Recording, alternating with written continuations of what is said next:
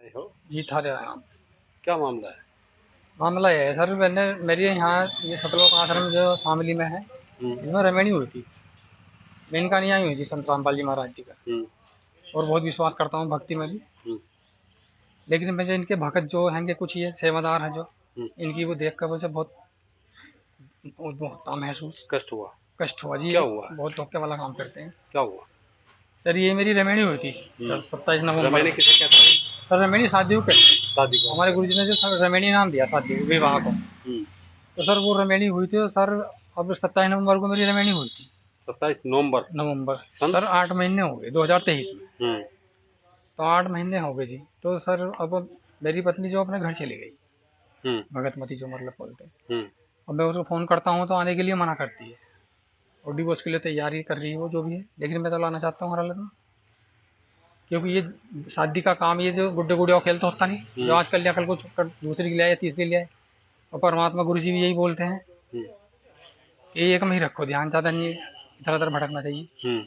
लेकिन जब भी मैं अब इनसे बोलता हूँ, जो ये जो आश्रम के जो सेवादार हैं बड़े, जैसे हृदय भगत जी हुए हृदय है। और वो, देसराज भगत जी हुए, अच्छा। इनसे मैं अपनी वो रखता हूँ। हुँ, जो भी बोलता हूँ कि ऐसे ऐसे मैं प्रार्थना बोलता हूँ कि जी ऐसे ऐसे मेरा करा दे, ऐसे चलेंगे। तो ये बोल मुझे डराते हैं कि आप अपने घर जाकर बैठ जाओ चुपचाप, वरना तुमको जेल में डाल दिया जाए, जेल में डलवा देंगे, फंसवा देंगे।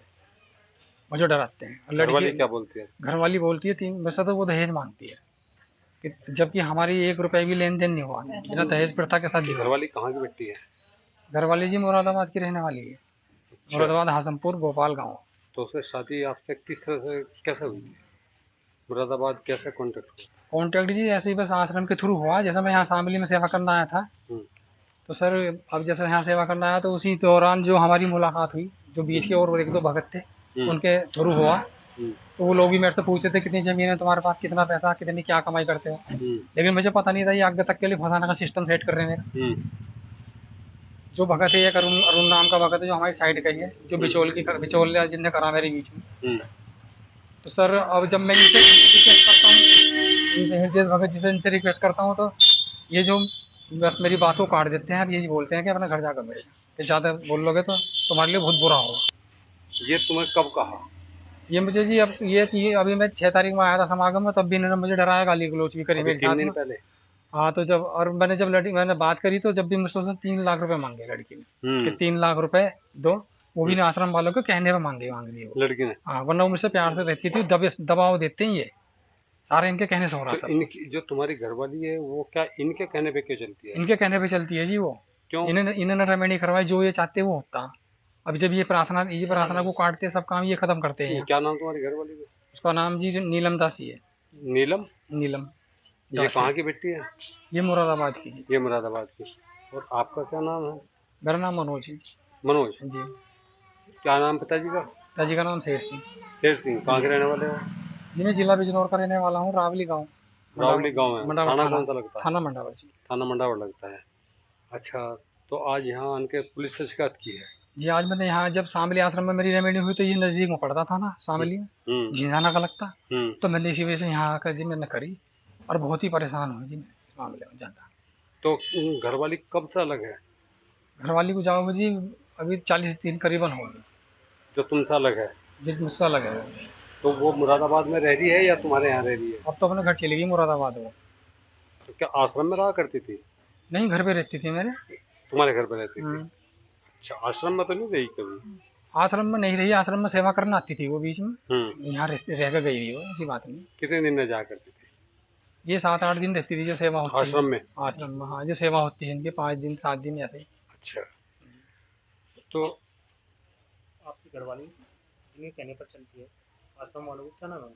जी आश्रम वालों की जिनके बात मान रही है, एक का नाम तो हृदय भगत है।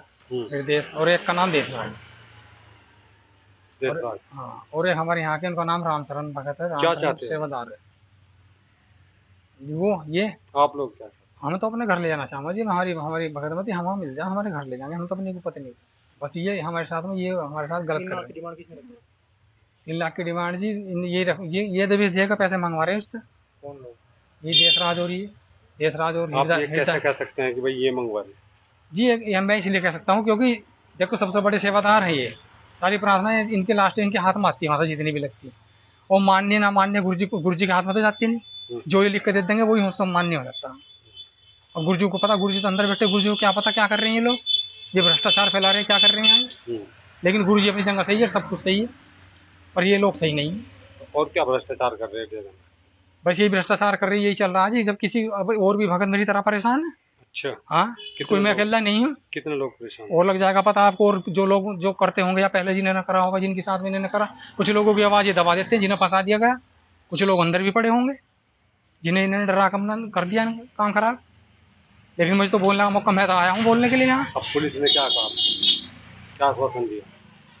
अभी मैं जाऊँगा, रिपोर्ट दूंगा वहाँ पे जाके। अच्छा, विधि जी, नहीं है? ये भी क्या नहीं, रिपोर्ट है? रिपोर्ट ही है सर। जरा देखिए रिपोर्ट को जूम करना।